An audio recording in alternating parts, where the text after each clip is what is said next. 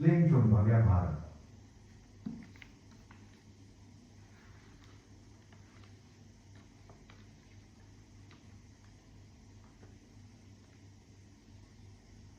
श्री कर्मा जी उसी तरह प्रतिदिन सवेरे भगवान को खिचड़ी कहने लगी।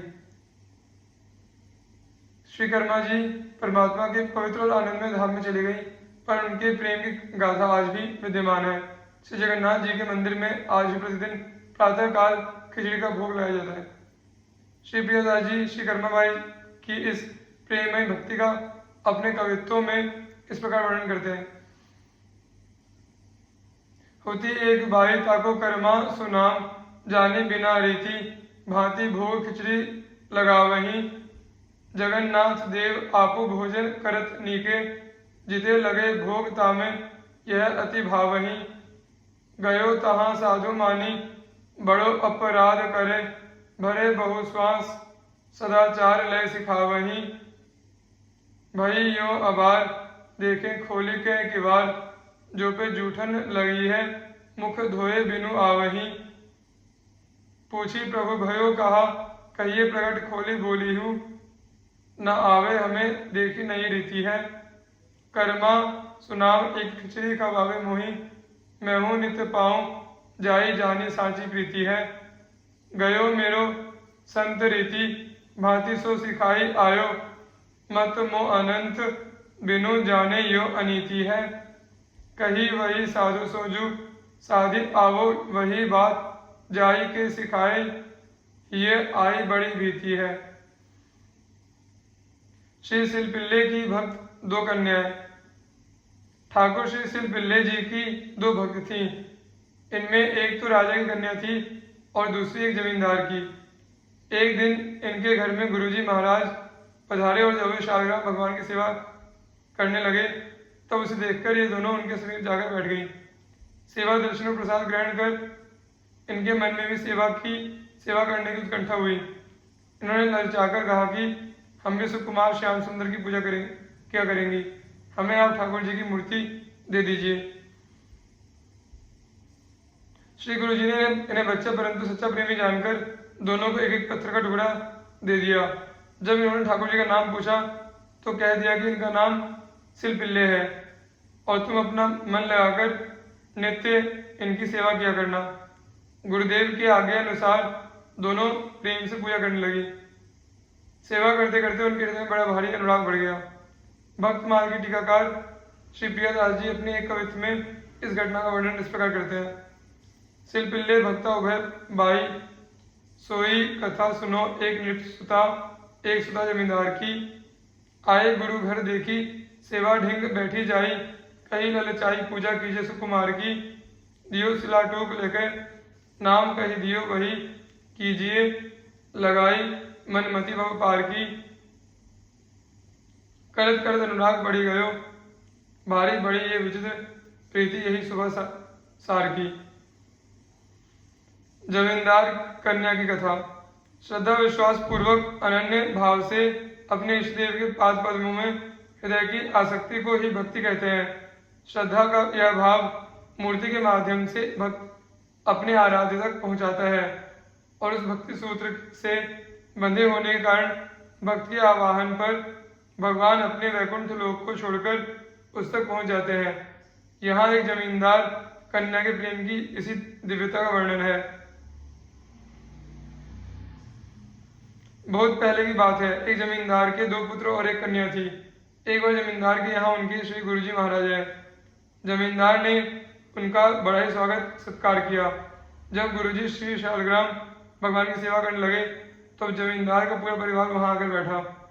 बाल श्रद्धावश जमींदारी कन्या को शालिग्राम भगवान की सेवा देख बड़ा आनंद आया।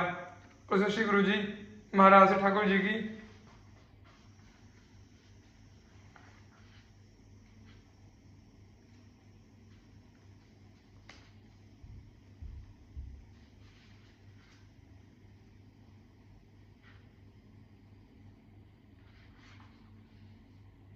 एक मूर्ति के लिए निवेदन किया कि मुझे भी सेवा करने के लिए दे दीजिए। पहले तो गुरुजी ने मना किया, पर बाल हट देखकर एक पत्थर का टुकड़ा दे दिया। बालिका ने पूछा कि गुरुदेव, मैं अपने भगवान को क्या कहकर पुकारूंगी? तो उन्होंने हंसते हुए कहा, तुम इन्हें सिलपिल्ले भगवान कहना। श्री गुरुजी महाराज ने सामान्य ढंग से पूजा विधि भी बतला दी। अब वह जमींदार कन्या नित्य बड़े ही प्रेम और भक्तिभाव से अपने सिलपिल्ले भगवान की सेवा पूजा करने लगी। धीरे धीरे उसे इस कार्य में इतनी रुचि हो गई कि सिलपिल्ले भगवान की पूजा करने के अतिरिक्त उसका किसी अन्य कार्य में मन ही न लगता। भगवान को भी उसकी सेवा पूजा में बहुत आनंद आता, क्योंकि उन्हें तो केवल हृदय का शुद्ध भाव ही चाहिए। वे उस पत्थर के टुकड़े की गई पूजा को ही अपनी पूजा स्वीकार कर लेते थे। कालांतर में जब जमींदार की मृत्यु हो गई तो उसके दोनों पुत्र अलग अलग रहने लगे। जमींदार की पुत्री भी अपने एक भाई के साथ रहने लगी। उन दोनों भाइयों में वैर द्वेष इतना बढ़ा कि एक दिन छोटे वाले भाई ने बड़े भाई के घर पर कुछ लोगों को लेकर आक्रमण कर दिया, उसका सारा धन लूट लिया और वे लोग अपनी बहन का ठाकुर बटुआ भी उठा ले गए, जिसमें वह सिलपिल्ले भगवान को रखती थी। अब तो उसने सिलपिल्ले भगवान के विरह में अन्न जल का त्याग कर दिया। यह बात जब गांव वालों को पता चली तो उन लोगों ने जमींदार पुत्री को समझाया कि झगड़ा भाइयों का है, तुम्हारे लिए तो दोनों लोग एक जैसे ही हैं। तुम जाकर अपने भाई से अपना ठाकुर बटुआ मांग लो। बड़े बुजुर्गों के इस तरह समझाने पर वह उस गांव में गई जहां दूसरा भाई रहता था।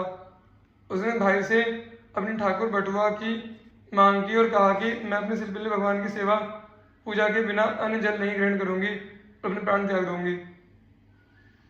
यह सुनते ही भाई ने कहा, तुम घर में जाओ, वहां सभी ठाकुर जी एक ही स्थान पर विराजमान है, तुम अपने सिलपिल्ले भगवान को पहचान कर ले जाओ।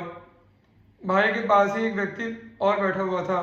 उसने व्यंग करते हुए कहा कि यदि तुम्हारा अपने सिलपिल्ले भगवान से इतना ही प्रेम है तो अंदर जाने की क्या जरूरत है, उन्हें ही अपने पास बुला लो।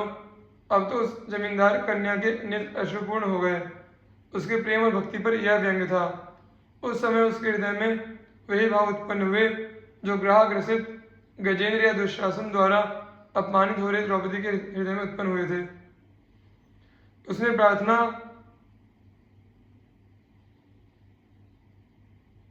सिलपिल्ले हमें तुम देत बड़ो सुख लाड़ लड़ाई के पूजत प्यारे, कौन सी चूक भई हमसो प्रभु जो तुम वह रहे आजु नियारे।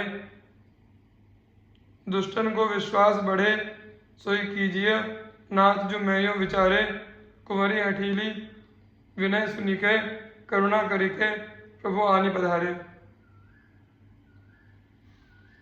उसने प्रार्थना की कि प्रभु मेरे प्रेम की लाज जा रही है, उसकी रक्षा करो। गढ़गढ़वासी भगवान उस अनन्य भक्ता से भला कैसे दूर रह सकते थे। उसकी पुकार हुई नहीं कि वे आकर उसके हृदय से लग गए। यह अघटित घटना देखकर उस व्यक्ति के साथ साथ भाई भी आश्चर्यचकित हो गया। उसने क्षमा मांगते हुए बहन के चरणों में प्रणिपात किया कि हमारे धन्य भाग्य है कि तुझ जैसी भक्ता हमारी बहन है। मुझसे भूल हो गई बहन, इतने दिन तू बड़े भाई के यहाँ रही, अब मेरे यहाँ रहे। जमींदार कन्या ने कहा, भाई मैं दोनों की बहन हूँ तो एक के यहाँ क्यों रहूँ, तू भी बड़े भाई के ही साथ रहे। अब छोटे भाई में साहस नहीं था कि वह बहन की बात को प्रतिकार करता। उसने बड़े भाई से भी क्षमा मांग ली और सब लोग साथ साथ रहने लगे। इस प्रकार भगवान ने अपनी भक्ति का अद्भुत प्रभाव दिखाया।